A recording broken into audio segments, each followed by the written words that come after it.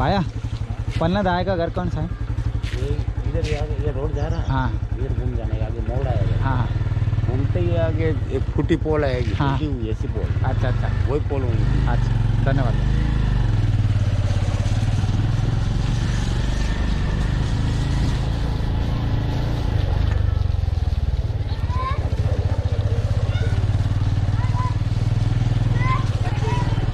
ये पूरा कैंपस कभी पन्ना दाई का घर हुआ करता था। पन्ना दाई का ससुराल था ये, सूरजमल का घर कह सकते हैं आप।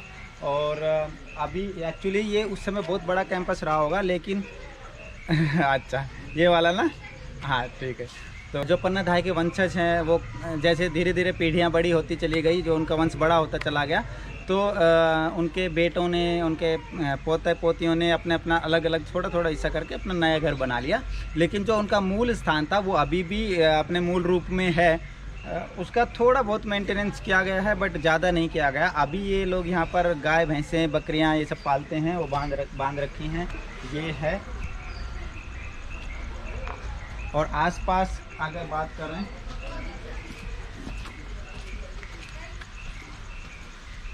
ये पूरा वही प्रॉपर राजस्थानी शैली में पत्थर से बनाया हुआ कैंपस ही है। पहले इसी तरह का घर होता होगा यहाँ पर, तो अब ये पूरा घर है।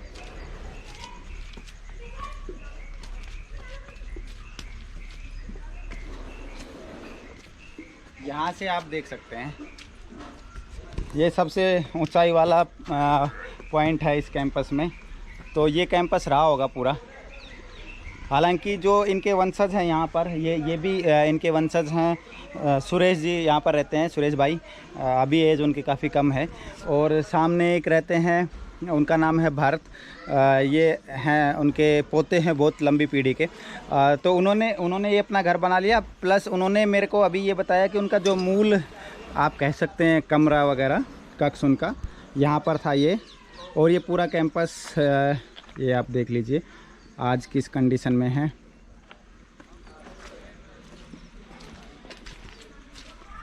वो घर बता रहे हैं जहाँ पर पन्ना दाई रहती थी। हालांकि आज बहुत ख़राब कंडीशन में है, खंडर हो गया है, बट फिर भी इतिहास तो है। तो ये उनका घर है। यहाँ पर अभी ये लोग गाय भैंस बकरी कुछ बांधते होंगे। और ये खंडर है, बहुत ख़राब हालत में है। ये पन्ना दाई का घर है। ये पन्ना दाई के ही वंशज हैं जिनका ये घर है। और इधर भी, तो एक बार बात करके देखते हैं इनसे। वो हमारे पूर्वज थे सर। हाँ, तो आप उनकी पीढ़ी के ही हैं? हाँ, आप भी गुजर हैं? हाँ सर। क्या नाम है आपका? सुरेश गुजर। भरत तो है उधर, है ना? हाँ, भरत वो भाई है मेरा, आपका बड़ा बड़े भाई। तो आप अभी तो उनका कुछ भी नहीं बचा है ना? हाँ। माता का। सर मतलब एक बहुत पुराना है सर। उसके बाद में उदयपुर बसा है, तो आप सोच लो कि कितना पुराना होगा। हाँ, पर ये फिर आप जैसे कई भाई हो गए तो धीरे धीरे सबने अपना अपना घर भी बना लिया, आपको भी रहना है कि नहीं? तो एक्चुअली वही दिखाते हैं क्या, कोई आता है तो मतलब ये वाला मकान नहीं, दिखाते बस हैं? हाँ। ये पहले ये आगे तरी है ना। हाँ हाँ। बस इधर पीछे का ना वो बस कोई अच्छा, बहुत लोग आते हैं, डिस्टर्ब करते हैं? नहीं, इतने भी नहीं आते कि हम डिस्टर्ब हो जाए, बस उतने। अच्छा, कम ही लोग पहुँचते हैं ना? साल में कोई आते 10-15 बड़े, बस इतने ही। अच्छा अच्छा। क्या सर अभी उतना वो पॉपुलर नहीं हुआ है अभी। हाँ चलो, अभी स्मारक बना है तो ठीक है, करो तो मैं घरों में बहुत बड़ा बलिदान दिया। आज के समय में कोई कर सकता है? नहीं। इसके बाद अब हम चलेंगे वहाँ पर जहाँ फाइनली सरकार ने पन्ना दाई के नाम से एक स्मारक बनाया है। पिछले 4 साल पहले 2018 में बनाया है। तो वो स्मारक आजकल एक आधुनिक, मतलब उसमें इतिहास दिखाया गया है मूर्तियाँ वगैरह लगा के। तो इसके बाद वहाँ चलेंगे। वो स्मारक है, बट एक्चुअली मूल रूप ये है। तो मुझे वो स्मारक जैसे ज़्यादा इसमें फ़ील आ रहा है। मैं बहुत इमोशनल फ़ील कर रहा हूँ। आप इतिहास को फील कर सकते हैं। अब चल रहे हैं हम लोग स्मारक देखने।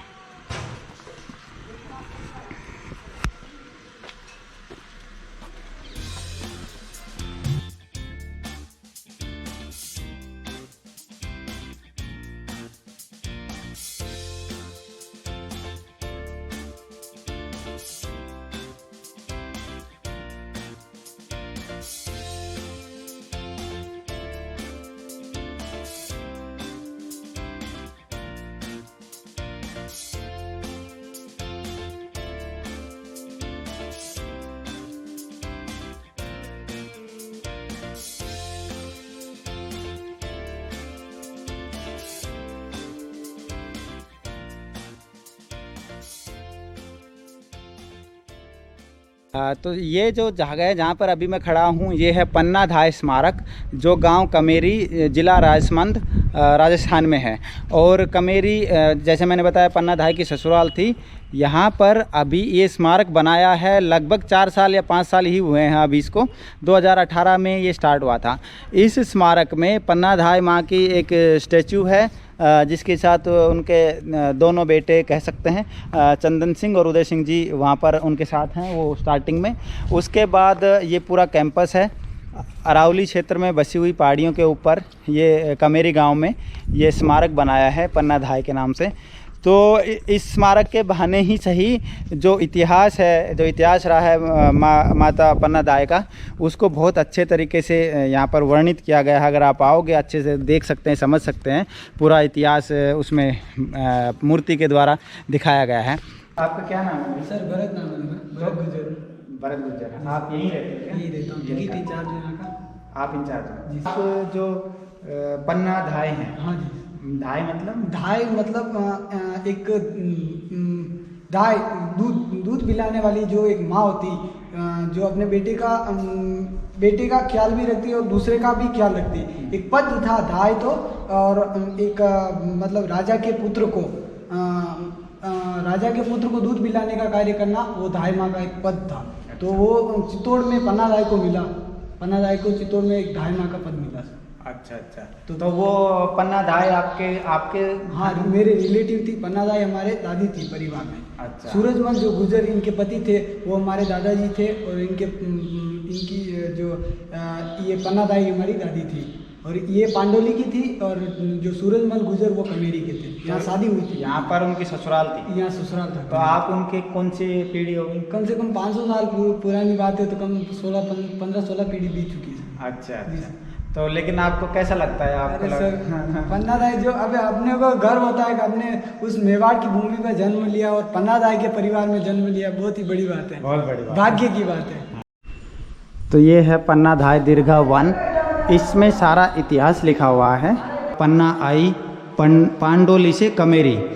पन्ना धाय जो है वो सन 1501 में 8 मार्च के दिन चित्तौड़ के निकटवर्ती गांव पांडोली में पिता हरचंद जी के घर पन्ना का जन्म हुआ, और 16 वर्ष की हुई तो मेवाड़ महाराणा की फौज के वीर सेनानी सूरजमल से पन्ना का विवाह होकर कमेरी आई। पन्ना और सूरजमल से बालक चंदन का जन्म हुआ।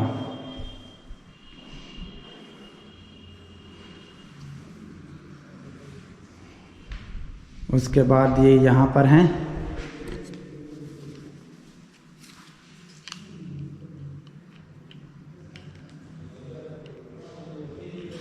मूर्तियाँ, बड़ी शानदार बना रखी हैं। कुंवर उदय सिंह एवं चंदन सिंह को एक समान दुलार इन्होंने दिया। कर्मवती द्वारा मेवाड़ राज्य का विभाजन करना। फिर यहाँ पर इन्होंने विक्रमादित्य को मेवाड़ का महाराणा बनाया। कुंवर उदय सिंह की रक्षा का वचन देते हुए पन्ना धाय, ये यहाँ पर टर्निंग पॉइंट है। बहादुर शाह ने चित्तौड़ पर आक्रमण कर दिया। मेवाड़ के जागीरदार और सामंत चित्तौड़ एकत्रित हुए। इनके सुझाव पर विक्रमादित्य तथा उदय सिंह का पन्ना धाय के साथ ननिहाल बूंदी सुरक्षित भेज देने का निर्णय किया। तब पन्ना ने अपने प्राण देकर भी उदय सिंह की रक्षा का वचन दिया। पन्ना के पति श्री सूरजमल की युद्ध में वीरगति हुई, ये यहाँ पर फोटो के द्वारा दिखाया गया है। विक्रमादित्य व उदय सिंह का पुनः चित्तौड़ आगमन हुआ। यहाँ पर कुंवर उदय सिंह व चंदन का शस्त्राभ्यास यहाँ पर है। तो ये यहाँ तक जो है शस्त्राभ्यास तक की जीवनी जो है इस रूम में, जो रूम नंबर 1 है, यहाँ पर दिखाई गई है। और बाकी अभी दूसरे रूम में जाके देखना पड़ेगा। वहाँ पर चंदन सिंह और उदय सिंह के दोनों के अलग अलग जगह के बारे में बताया गया है। विक्रमादित्य की हत्या कर दी, लेकिन जब विक्रमादित्य की हत्या कर दी उसके बाद वो सोच रहा था कि मैं महाराणा उदय सिंह, राजकुमार उदय सिंह की भी हत्या कर दूँ।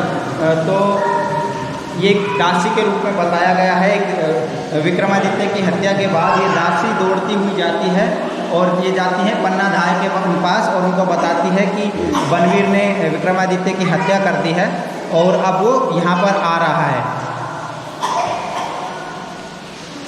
यहाँ पर आगे अगर जाएंगे तो यहाँ पर देखिए ये टर्निंग पॉइंट है। जो मैंने आपको पीछे बताया था, तो ये टर्निंग पॉइंट है कि ये उदय सिंह हमेशा पन्नाधाय को बोलता था कि माँ मैं पगड़ी क्यों नहीं पहनता। चंदन हमेशा माँ पन्नाधाय को बोलता था कि माँ मैं पगड़ी क्यों नहीं पहनता। तो पन्नाधाय बोलती थी बेटा तुझे भी किसी दिन पगड़ी पहनाऊंगी, पहनने का मौका मिलेगा। तो इसमें बताया है जैसे ही दासी ने पन्नाधाय को सूचना दी कि बनवीर जो है उदय सिंह को मारने के लिए आ रहा है, तो पन्नाधाय को कोई उपाय नहीं सूझा, तो उन्होंने तुरंत ही अपने बेटे के कपड़े बदल दिए, यानी कि उदय सिंह के कपड़े चंदन को पहना दिए, राजसी कपड़े थे जो, और चंदन के कपड़े उदय सिंह को पहना दिए। तो बेसिकली जो चंदन था उनको राजकुमार बना दिया, यहाँ पर उनकी पगड़ी उसको पहना दी और राजसी वेशभूषा में उनको तैयार कर दिया। आगे नेक्स्ट ये जो मूर्ति कला के द्वारा प्रदर्शित किया गया है यहाँ पर, इसमें ये बनवीर है। बनवीर आता है पन्नाधाय के पास और पूछता है कि उदय सिंह कहाँ है। पन्नाधाय बनवीर को रोकने का प्रयास करती है, लेकिन बनवीर नहीं रुकता है। जब बनवीर नहीं रुकता है तो पन्नाधाय दूर से ही इशारा करती है उदय चंदन की तरफ, जिसको उन्होंने उदय सिंह के पोशाक पहना के सुला दिया था। तो चंदन की तरफ इशारा करके बोलती हैं कि उदय सिंह वहाँ पर सो रहा है। और ये सबसे ज़्यादा इमोशनल सीन यहाँ पर है और बहुत ऐतिहासिक सीन है, जहाँ से सारी राजनीति इनकी मेवाड़ की टर्न हुई। वो ये है, बनवीर के द्वारा चंदन की हत्या की गई है उदय सिंह समझ के। पन्नाधाय वहाँ पर लाचार सी खड़ी होकर देख रही हैं, अपने सामने अपने बेटे को मरते हुए गला कटते हुए देख रही हैं। वो लाचार हैं, कुछ नहीं कर पाई, लेकिन ये इतिहास के सबसे बड़े बलिदानों में से एक बलिदान है, अपने सामने अपने बेटे को मरते हुए देखना। तो ये चंदन दीर्घा में इतना ही बताया गया है। इसके आगे कंटिन्यू अब करेंगे उदय सिंह दीर्घा है जो आगे इसमें। चंदन दीर्घा के बाद ये उदय सिंह दीर्घा है। इसमें बताया गया है कि बनवीर के हाथों उदय सिंह को बचाने के बाद कैसे उसकी नज़रों से छुपा के पन्नाधाय ने उदय सिंह को वहाँ से निकालकर कुंभलगढ़ पहुँचाया। फिर कुंभलगढ़ में पन्नाधाय को और उदय सिंह को शरण मिली। कुंभलगढ़ में ही बाद में आगे चलकर उदय सिंह का राज्याभिषेक हुआ। बाद में उदय सिंह ने कुंभलगढ़ में अपनी सेना एकत्र करके दोबारा जो है चित्तौड़गढ़ पर आक्रमण किया और बनवीर से वापस अपना राज्य प्राप्त किया। इन्हीं उदय सिंह और महारानी जयवंता बाई से आगे चलकर महाराणा प्रताप का जन्म हुआ। अगर आप लोग चित्तौड़गढ़, कुंभलगढ़, उदयपुर कहीं का भी आप प्लान बना रहे हैं घूमने का, तो इस जगह पर ज़रूर रहिए। आपका जो अपना गौरवशाली इतिहास है, उस इतिहास में पन्नाधाय की क्या भूमिका थी, क्योंकि अगर पन्नाधाय नहीं होती उस समय, वो इतना बड़ा बलिदान नहीं देती, तो आज शायद इतिहास कुछ और ही होता। तो आपको जो एक मेन कैरेक्टर था इस इतिहास का, उसका गांव, उसकी जगह देखनी है, उस इतिहास को याद करना है, तो आप इस जगह पर ज़रूर आइए। और आपको वीडियो कैसी लगी ये कमेंट में मुझे ज़रूर बताना, अपना फीडबैक ज़रूर दीजिए दोस्तों। अगर वीडियो अच्छी लगी है तो सब्सक्राइब भी ज़रूर कर देना। Thank you guys, stay safe.